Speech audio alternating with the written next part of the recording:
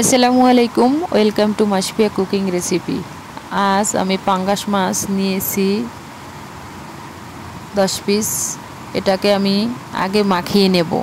লেবুর রস দিয়ে দিলাম, আর 1 চামচের অর্ধেক আটা দিয়ে দিলাম, 1 চামচের অর্ধেক লবণ দিয়ে দিলাম, 1 চামচের অর্ধেক 1 চামচ হলুদের গুঁড়ো দিয়ে আমি মাছটাকে আগে মাখিয়ে নেব।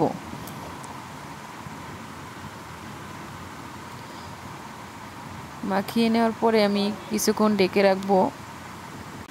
চুলায় প্যান বসিয়ে আমি মাছগুলো আগে ভেজে নেব।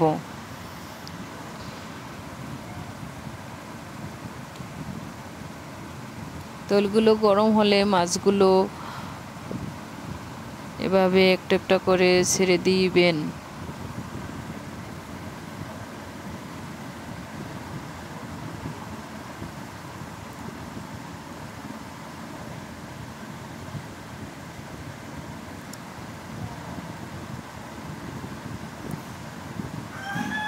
যখন মাছ এরকম হবে তখন মাছগুলো উল্টে পাল্টে দেবেন।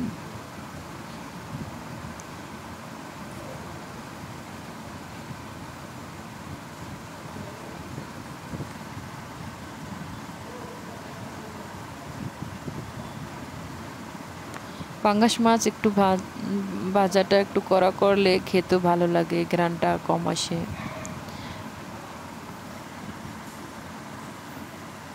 পর্যায়ে মাছ এভাবে ভাজা করে নিলাম। চুলায় পাতিল বসিয়ে এখন আমি ভেজে রাখা মাছের যে তৈল ছিল ওই তৈলগুলো আমি দিয়ে মাছগুলো রান্না করব। 1 কাপ কেটে রাখা পেঁয়াজ কুচি আমি তৈলের ভিতর দিয়ে ভালোভাবে নেড়েচেড়ে নেব। 2টা তেজপাতা দিয়ে দিলাম, একটা দারচিনি আমি 3 খণ্ড করে দিলাম। ব্লেন্ডার করা 1/2 কাপ পেঁয়াজ দিয়ে দিলাম এবং মশলা করে কষিয়ে আমি 1 চামচ হলুদের গুঁড়ো, 1 টেবিল চামচ মরিচের গুঁড়ো, 1/2 চামচ জিরার গুঁড়ো, 1/2 চামচ ধনিয়ার গুঁড়ো, আদা রসুন বাটা 1 টেবিল চামচ এবং স্বাদ মতো লবণ এবং কেটে রাখা 4-5টা কাঁচামরিচ এভাবে দিয়ে ভালোভাবে কষিয়ে নিতে হবে। যখন কষানোর পরে যখন দেখবেন যে তৈলগুলো মশলার ভিতরে উঠে গেছে, তখন বুঝবেন যে আমার কষানো হয়ে গেছে। এখন আমি 2 কাপ পানি দিয়ে, যখন পানিটা গরম হবে এবং ফুটবে তখন আমি ওই ফুটন্ত মশলার উপরে আমি মাছগুলো এভাবে ছেড়ে দিয়ে নেড়েচেড়ে দেব।